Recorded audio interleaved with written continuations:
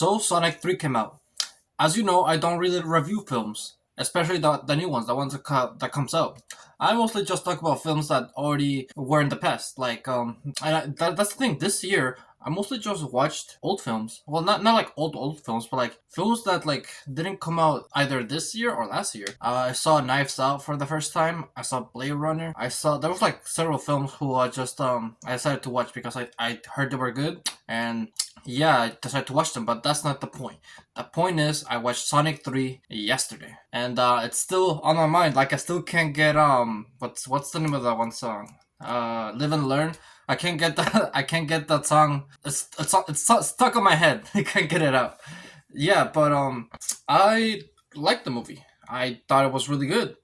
And the reason why I want to talk about this film in particular, and not like other films I've watched, is because of the fact that I can't like. There's a distinction. I'm kind of like in a loss because I wanna, I've been improving myself as a filmmaker, but also as a critic.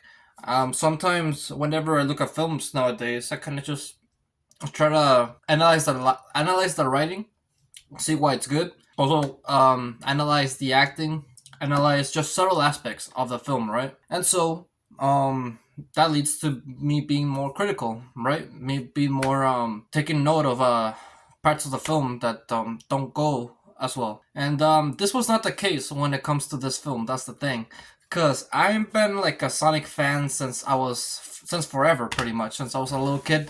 I've always liked Sonic. I've always liked Sonic games. I remember my uncle had his own Sega, the console, and I remember playing Sonic 3 on his console, and then the first ever Sonic game that I owned was Sonic Colors, and yeah, the opening of that game blew me away, and then ever since that I've been just following Sonic. I remember the little kid don't like Sonic, like Sonic. The what's his name, Sammy or something? Yeah, I've been following the not only the Sonic franchise but also the fan base. Well, the fan only a little bit. I've only followed the Sonic fan base a little bit. But yeah, I believe I stopped playing Sonic games after Sonic Forces. That game probably just took me out of it. I couldn't. It was too bad. I heard Frontiers is decent. I farted. Don't mind that. But ever since that, I haven't played any Sonic games. But I've still been a Sonic fan. So when this movie came out, I was really excited. I think I really had really high expectations for this movie because when I first saw actually on the post credit scene of Sonic 2, I saw Shadow. I was like, okay, this has great potential. And yeah, it turns out this movie did exceed my expectations. Also, think about me, whenever I'm gonna review films, I'm gonna go in spoilers. Like, I don't really. If I'm gonna talk about something, I wanna talk about it freely. I don't care about spoilers. Just assume that I'm gonna talk about spoilers whenever I talk about a new movie that comes out. So yeah, last warning, spoiler warning. Okay. So yeah, where to begin, right? So the thing is, I kind of like knew what was gonna happen towards like the whole film. I don't know why, but I kind of knew that like every element that was gonna be in it because I played Sonic Adventure 2, and I was just like still excited to see it on the big screen, and that made it so it was hard for me to analyze it as like its own film because that fan in me couldn't judge it like yeah just I guess I would have to like watch it again and through my filmmaker lens this time instead of a Sonic film lens when I first watched it. No, but yeah, it was just a ton of fun seeing the little reference when they I forget the boss, but like the final boss from Sonic Adventure 2, they referenced that. I also surprised when I found out that Eggman's real name is Ivo. I guess I swear I never heard that in any of the Sonic games.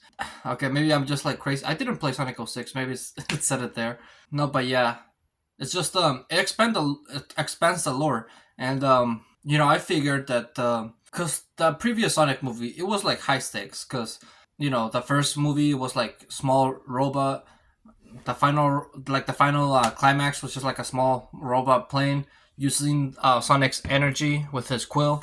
Then the second movie, we have Eggman using the power of the Chaos Emerald, and then like you wonder like, okay, how would they up the stakes, right? Because they kind of like decimated a whole town on the first movie, right? So you go to space, and I kind of knew they were gonna go to space because Sonic Adventure 2. But yeah, they took it to the next level. They went to space, and after that climax and everything, and I saw the post credit scene, and I saw that they were planning on making another Sonic movie, and that made me wonder, like, okay, how are they gonna up the stakes from that? There's no way they can, because where do you go after space? Super space? Like how? I mean, maybe like time travel. I'm just thinking about Dragon Ball. I mean, they did. There were some rumors about Silver being in the Sonic movie, so I guess so. I guess that could be the next way to step forward is through time travel. I don't know about that, but we'll see what happens, right? I'm trying to analyze the movie itself. I'm just like fanboying over the stuff that I saw. Okay, let's go from the beginning, right? So first off, we see Shadow's origin. I knew that was gonna happen because it's like the best way to introduce the character is through introducing it in the first minutes of the film because that's how you show what the film's about. And then also we get Sonic's establishing it, what he's been up to, and then what the theme of the movie, the movie is gonna be about, which is like about not letting revenge consume you and like going with your heart. Pretty much just like right in your face. The message just like right all over your face. It's very obvious. So that's what the message is, and I like how they foreshadowed that in the beginning, and I like how it parallels that with Shadow's story, how he was taught the same message, just through his experience, he found a different outcome. Also, I did find it kind of weird how they changed some stuff about Shadow, like for the fact that he wasn't created by Gerald Robotnik. He just came from space. They also changed the fact that Gerald didn't die. He still stayed alive, and he's not a villain. It makes sense. Don't get me wrong. With like the context of the movie and the story itself, it makes sense. But yeah, just it's different. That's the thing about movie forms. It's different. To be fair, it would be kind of boring if they did the same thing as Sonic Adventure 2. I was kind of expecting them to draw some parts of it, like the whole space thing and the climax and everything. But yeah, I didn't expect that to bring back Gerald. I guess it's because Eggman has been the villain for 2 movies, so it would be kind of weird if he was the villain for the third movie. But yeah, that's that's how it is. So then Shadow and Sonic fight. They have their big fight, which is really cool, by the way. I went like to a very good theater, by the way. I paid extra just to go to a good one because and like the speakers and the sound were just like amazing. Especially when they both go super. When they dap up, that sound that hit me, it just made me feel alive. It felt great. So yeah, it's one of the things when it comes to watch it. It's just the thing is I haven't been to a theater in a while. Maybe that's the thing, because there hasn't been anything that I'm like really excited to watch. I mostly just wait for streaming platforms. Even when it comes to like Deadpool and Wolverine, I still watch the movie. I waited for that movie when it comes to streaming. I do. I will. The thing is, I do have a tradition that I do when the Oscars come around. I do tend to watch like the nominated movies. So you're probably gonna hear me talk about that as well. But I don't know. 2024 hasn't been like a year where I believe like some movies stuck out to me. There hasn't been one that I've like been thinking about since I watched it. Besides this one, I'm still thinking about this one. Yeah, so they fight. They go to a Chow Garden. Not I was gonna say Chaos Garden. No, but Chow Garden. I like the reference. Then after that, they get a key. Then after that, they meet Eggman. Then after that, they go to the bunker, and yeah. Then we get into Maria's backstory, which is handled well. I don't think there's been a single Sonic adaptation that has handled Maria's backstory and Shadow's backstory badly.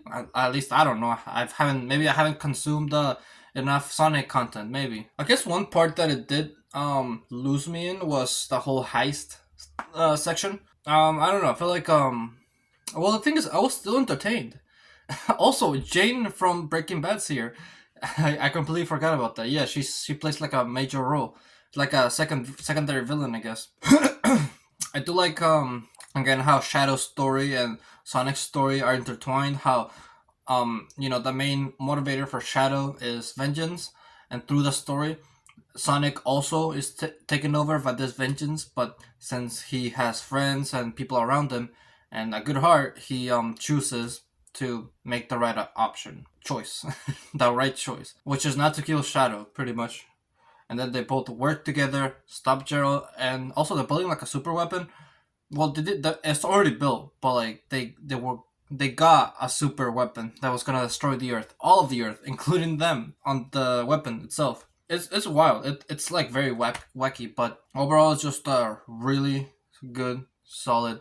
It's like a nice story. It's like, okay, the thing about Sonic movies, they don't need to be overly complex. They don't need to have like this deep emotional story. They can just be fun, and I think sometimes in life it's valuable to have movies that are just fun. They're not trying to make you sad. They're not trying to make you like be the best thing in the world. They're not trying to win an Oscar. They are what they are, and they know what they are, and they're very good at doing what they do. And that's the thing with I guess I can compare this to the Finance of Fairies movie. Sure, that movie was bad, but like I feel like if you're a FNAF, this movie, okay, the FNAF movie was made for FNAF fans, and people who weren't that, didn't enjoy it as much because the story wasn't the way. And so that led to the reviews and a lot of people not liking the movie. However, I believe that FNAF fans really enjoyed this movie. I myself, I'm a FNAF fan and I did enjoy it a lot. But ever since I watched the movie, I haven't watched it again. Besides now, because right now I'm like remaking it, rewriting it, and also reshooting it. So, yeah. However, I feel like the thing is about Sonic movies, they do stick around. They do like every. I remember like 4 months ago, we watched me and my brother. We watched Sonic One and Sonic Two. They're just fun, and they're not just fan. They're not just fun for the fans, but they're also fun for the regular watcher. And I think that's ideal. Why not?